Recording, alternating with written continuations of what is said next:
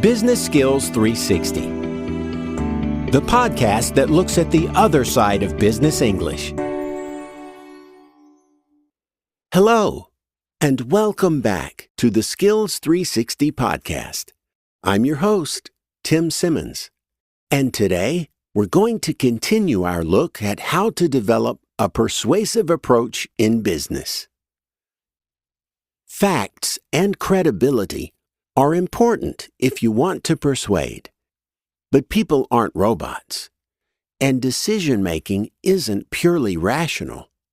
That's why the most persuasive business people know how to connect with people, how to work with them emotionally. After all, you're working with humans, not algorithms. Connecting with people could simply mean being warm and friendly. That softens people up, not just emotionally, but intellectually. Being cold and unfriendly may make them less receptive to whatever you have to say. Investing a bit of time in personal connection will really pay off. Now, some of you may be thinking that warm and friendly may be effective, but it's just not your style. Well, being friendly doesn't mean you have to go to extremes. At minimum, it's about empathy and interest. I mean, if you can show you are able to consider things from the other person's perspective, they'll be more open.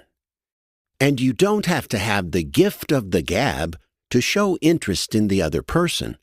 Simply asking questions about them will do the trick. Besides making people more open, showing interest will give you valuable information. The salesperson who thinks that one approach or strategy will work for every type of buyer is deluded. You need to be adaptable.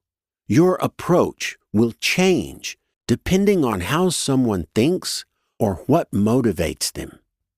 And you can uncover these things by asking them questions. If you get a peek inside their minds and hearts, then you can more effectively appeal to people's emotions. And there are many emotions to tap into. You might activate fear by saying something like this: "If we don't do this, there's a real risk that sales will continue to drop."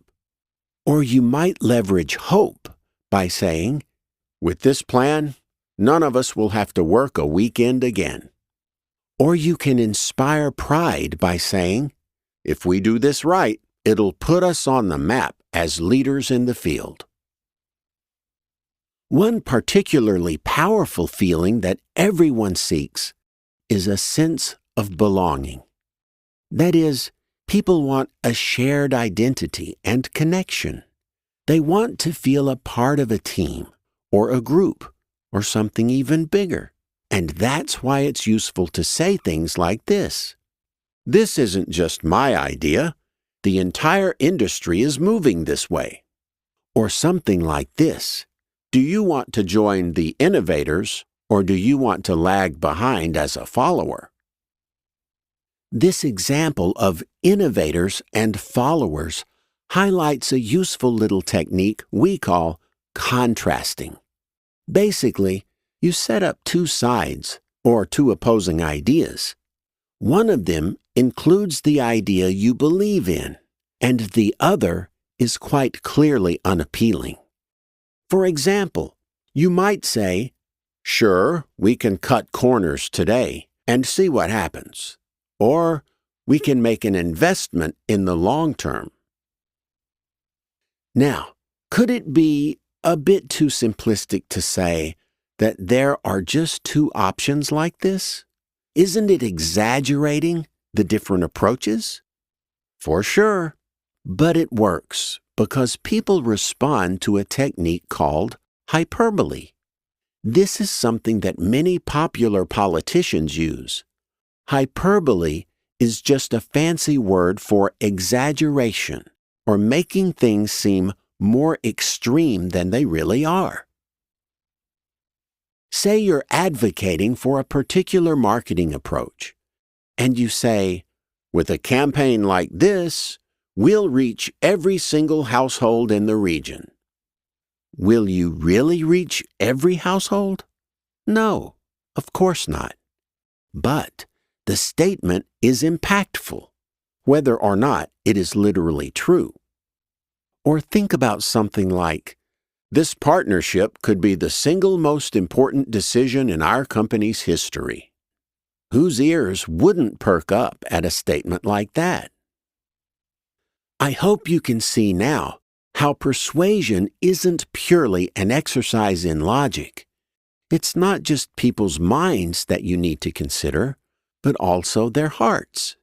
That's why we try to make a connection with them emotionally or personally. We try to learn about them so we can adapt our approach. We appeal to a broad range of their emotions, and we use techniques like contrast and hyperbole to ramp up the impact of our ideas. That's all for today.